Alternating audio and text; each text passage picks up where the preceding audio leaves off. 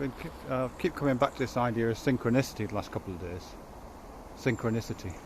I think it was prompted by a video. I think it was Mel that posted this video on the Basket Case channel. But I did look at that channel and I can't find it on there, so either it's been taken down or I saw it somewhere else. But either way, it was a video request for information about synchronicity, which is not something I'm able to provide really, because I'm certainly not an expert in Jung. But I've been thinking about synchronicity quite a bit as a result of that. In several ways actually, because first off, one of the things I really get quite irritated about, not terribly irritated, one thing that frustrates me a bit about synchronicity is it tends to be kind of wheeled in whenever there's a desire for kind of paranormal or alternative or woo-woo kind of thinking. When the world isn't weird enough and wonderful enough for people, they seem to bring synchronicity in to suggest that it's much strange than it appears to be, and therefore somehow more wonderful than it appears to be. I don't really understand that. And certainly an example of that I came across was this, I have to say, a really awful book, The Celestine Prophecy, which I believe was quite popular a few years back and was either made into a film or it was going to be made into a film. It never happened.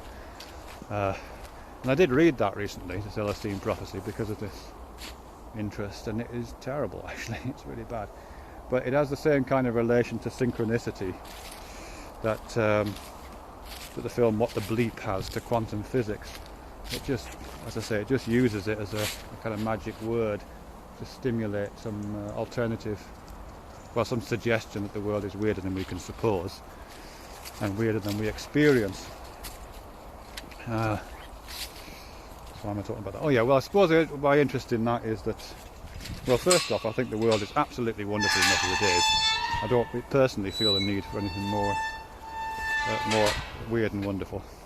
Secondly, if synchronicity was somehow true, and by synchronicity I think I just mean, I may be using the term incorrectly here, I might be just meaning coincidence, but by synchronicity I just mean those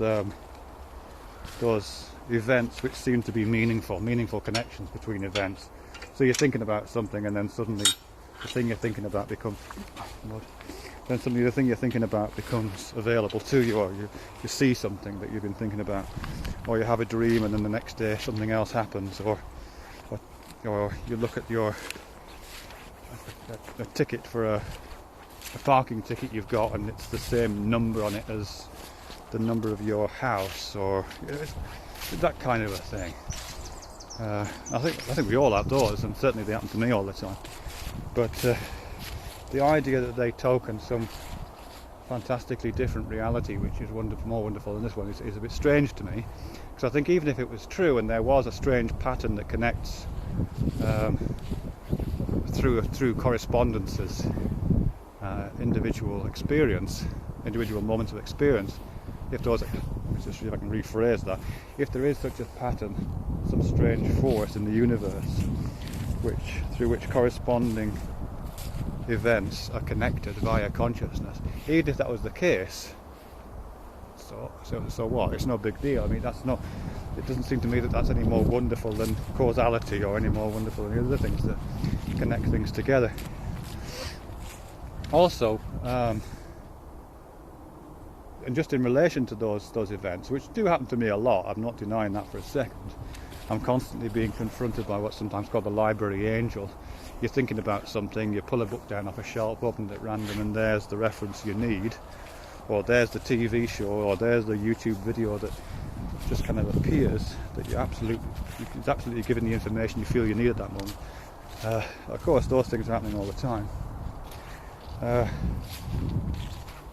what I read into that is the amazing ability we seem to have to make connections and to form meaningful connections. Not that the meaningful connections pre-exist and create meaning, but the meaning creating potential of our abilities, really. And it seems to me that our ability to spot correspondences very quickly and to have our attention drawn to correspondences very quickly with all of that kind of frisson of significance that comes with that, is probably just connected to our routine procedures that we already have for things like pattern recognition, and things like continuity over time. I mean, certainly there's some very strange coincidences if you think about it. I mean, the person that last night at dinner, the face of the person that was opposite me was remarkably similar to the person whose face was opposite me at breakfast this morning. But I'm not thinking of that as synchronicity or some kind of weird coincidence. I'm thinking that of a temporal connection that I have with my wife. And I don't experience it as synchronicity, I experience it as identity and continuity. And if I wasn't able to experience that, then obviously I'd have a problem. So I've clearly got some kind of an ability, some kind of cognitive processes at work there, which allows me to not only cognize but recognize and recognize over and over again, and form meaningful connection. And in that case, the meaningful connection I'm forming is that this is the same person, or it's a relationship of sameness and identity. And probably the same with my own experience, with my own sense of ongoing identity. I'm probably mobilizing some kind of process which is seeing correspondence over time between what it feels like to me now, to be me now, and what it feels like to be me now. And there's a similarity in that feeling, remarkable similarity, which is probably, which I wouldn't think of as weirdly synchronistic, but I would think of as, if I was to think of it at all, I would just kind of think of it as an ongoing sense of self-identity. So I'm imagining there's some kind of similar processes at work there. I think it's also a process that can be kind of mobilized consciously. This is really tangential. I'm not sure if I can fit this into the same idea of synchronicity. But there's an artist I admire, he's dead now, he died in 2005, but an artist I really admire called Ian Breakwell, British artist. Did a lot of visual work, did some video work and sound work. But he's probably best known for his diaries, did a lot of diary keeping, making works each day as kind of diary entries.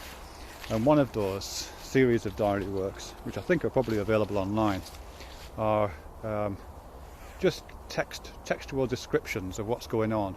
So they're like little snapshot moments of what's happening at that moment of his existence. And they seem to be triggered by something quite unusual, but not necessarily. Sometimes they're quite prosaic. And some of them are events which seem to be happening. So there's a great one of, well, a lot of these events seem to happen on trains. He clearly travelled on trains a lot.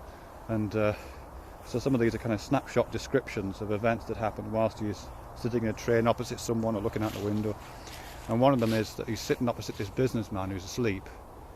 And in his sleep, this businessman farts. And out the window, in a field, there are some cows, and a cow falls over. So it's just a description of that event. Sleeping businessman fart, cow falls over. Now obviously those events aren't connected. They're not even corresponding in any sense other than they're happening at the same moment in time for that person on that train. But I think what's happening is he's kind of mobilizing this sense of meaningful connection and just kind of forming meaning out of those things. I think it's a classic strategy in arts practice anyway, I think. But that's something I've certainly tried to do, and I've really enjoyed doing that. And it's relatively simple to do. You know, instead of having this ongoing sense of this is an event that's happening now and it'll be followed by another event and then another event, and these are all preceded by events in the past, you just kind of stop your thinking for a moment and look around you. So rather than it happening over time, diachronically, I don't know, something like that, it happens synchronically. So you're looking around and you think, you know, this tree occupies the same moment in time as this thing, and just allow those things to feel meaningful. Just feel the meaningfulness which kind of erupts at that moment of their conscious synchronous presentation to yourself as part of the same gestalt, I suppose. Not sure if I made any sense there.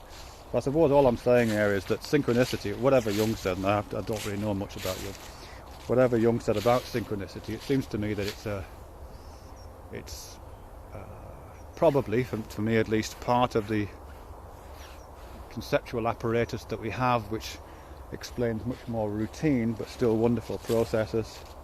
And it's also perhaps a process that we can gain more willful control over for greater enjoyment, I suppose, and greater experiencing of our lives.